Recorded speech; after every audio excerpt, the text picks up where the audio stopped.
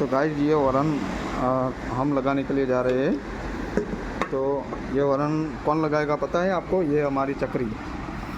तो Swift car में हम अब ये लगाने के लिए जा रहा है और बाद में हम आपको कैसा बता है वो हम आपको बता देंगे। ओके चक्री चलो।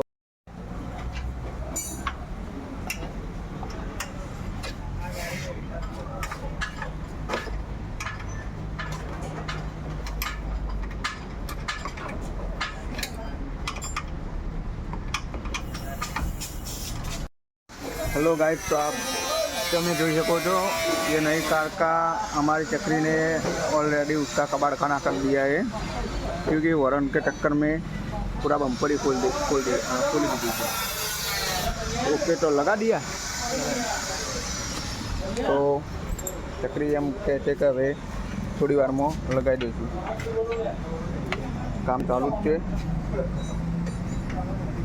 चलो तो गाइस थोड़ी बार में चक्री वरन लगाया बाद हम आपको बता देंगे।